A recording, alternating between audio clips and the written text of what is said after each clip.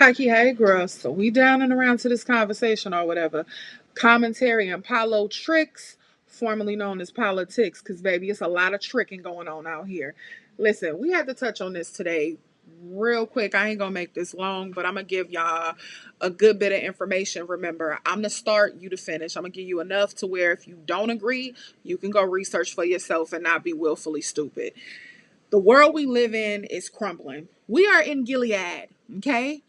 People made a bad choice, but it was some trickery at that ballot box. Take it how you want to take it. That orange man who refuses to blend his foundation got up there and said as much about Pennsylvania. Elon was good with those numbers, with those computers. Yeah, go back and view the footage. We ain't playing it here. Listen, the situation that we dealing with right now is crazy. I don't know if y'all have been paying attention or not. But shout out to Rep Mark Pakin, I believe is how you pronounce his name. He checked the dog smoke ish out of the Treasury, Mr. Scott Bassett. He checked him real bad in the hearing. He asked him a simple question: who pays tariffs? That man got the fumbling and bumbling and did not want to say, refused to say. Wake up, news flash. We, the people, pay the tariffs. It is sad to see that it's business owners that didn't understand that we pay the tariffs. It's so many different communities. Hey, Cuban people, how y'all doing on them eviction planes, huh? Cubans for Trump. How y'all doing? Yeah, it's so many different communities of people that wanted to have clear adjacency, and they'll never have that, and they see that they'll never have that. But it's so many people that own businesses, other communities that was like, yeah, we're voting for him. He's gonna be great for the economy. He's gonna do this, do that. Have them grocery prices went down? Can you feed your family? Are you scared to go to work? Because, baby, ice, baby, ice outside, waiting. They snatching y'all off the street. Now y'all over here at the 92 Brigade, like, where are y'all? No, we don't owe you nothing. We resting and watching this whole ish unfold because that's what it is. It's a real ish show. Now, Mr. Trump done cut, he wants to cut or trying to cut, but they got him in court. And just know he has lost basically all of the court battles, all of them. The media, mainstream media, is not talking about it because he sued and put the fear of them being put in Guantanamo Bay. Everybody's scared to say anything. Mainstream media, they can't control online, social media. And thank God that so many people cut Starlink because that was the plan. They was gonna hit the button and make sure that everybody was blacked out. That's still the plan. Starlink is still a part of the US, but not a part of Canada. Salute to our neighbors and, pretty much every country that has common sense. We are a true embarrassment. This man Trump sat there in front of the whole world, the world news, with the prime minister or president, air quotes, of Canada.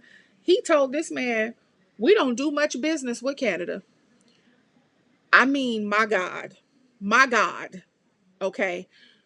Canada had to check him in front of the world and let him know Canada respectfully is our biggest trade partners. We do majority of our business with Canada and China. They want to cut NPR, they want to cut PBS. In a lot of rural places, PBS is the only news source. So when they have floods and hurricanes, natural disasters, PBS is their news station. How would they get their news to know what is going on? Literally, PBS receives about 2 to 3 million a year. NPR receives about 2 to 3 million a year. PBS gets about 80 to 85 million because they are the weather channel for a lot of rural areas. But this orange man is throwing himself a military themed birthday party. Yeah, the same military bone spurs that he ducked and dodged. But he throwing himself a military themed birthday party for a whopping 92 million, and that's just the rough number of taxpayer money, our money. But They cutting y'all Social Security. Your grandma, granddaddy, cousins can't get their medication. Now everybody is realizing how much they received from government programs. It's amazing how people with no complexion don't understand things until it hits their front door. Like no one understood that the economy does better underneath blue than it does red historically. Historically. We are literally in a recession. They haven't said it because they're afraid that he's going to jail them. They're afraid to say it. We're literally in Gilead. I'm sorry. Has anybody watched Handmaid's Tale? It is dangerously the same close. I mean, they walking side by side down the street. One is Boulevard, one is Avenue. You hear me? But we gonna end up on the same street if this keeps going. This is dangerous. And I will say, I put I put the blue party in play, and I put them at blame for allowing so many things to just ride. And I blame Nancy Pelosi for a lot of it. She gotta go. She has to go. She's our problem. With the Democratic side, baby, listen. We are incredibly judgmental. It makes no sense. There is no such thing as a perfect situation. And I mean, I'm just being honest, like the blue side of the fence, the Dems, most of them are just dressed up reds, dressed up Republicans, most of them. And that's just reality. That's not, that's just calling a spade a spade. Most of them are not even for the people. Hard working middle class. There is no middle class no more. There's wealthy and poor. Everybody who thought they was high on a hog, and me being a cosmetologist, is so many of us that just really thought we was doing it. Oh, when they ask me, why you don't do this, why you don't do that, why you don't spend no, I saved everything. I live below my means purposefully. I pay attention to the world. I pay attention to the economy. I knew what was coming. It's girls that went from being booked and they lying to y'all online. Please don't let them pump y'all up to thinking that they making all this money. It's a lie. Most of them are scheming and scamming. If our customers are not working, we are not working. It is a luxury. And that's reality. Think about all of the things that we are cutting back on. People cannot even pay their bills. Credit card companies have not seen this in decades. What's happening to the world that we live in? What's happening to the US right now? A lot of people don't understand donor versus taker states. Guess what? California, yeah, backyard. We the big dogs. Baby, we the donor. We take care of a bunch of welfare states. The biggest welfare state, one of the biggest, is Texas. A welfare state. They get a whole lot of money from the federal government. Know that. So it's a whole lot of them down there. Oh, Texas is Texas. No, it's a welfare state. Let's not ever get it misunderstood. It's so many people that don't know how our economy works, don't understand that. It's people that have businesses that literally did not understand the tariffs. We're in a situation right now where we got a man running our country that we did not even vote for. Lil Muskie. We call him Muskie around here because he look musty. Lil Muskie is running our country in the ground. This man, y'all have to stop respecting these so-called billionaires. They're lucky. They're lucky they hire intelligent people. Most of them are dumb as rocks. And I don't know if anyone is like me who's been able to be around these kind of people. This is not something to worship. He didn't design the car. He didn't have a brain. None of that. Look at the car he designed.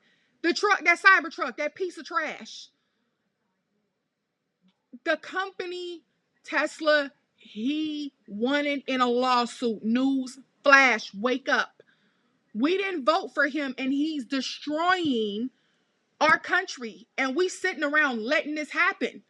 Now, all of the people that voted for this nonsense is feeling like they want another chance to vote. No, you did this purposefully. You did this purposefully because you are the R word out loud. There's no way around that.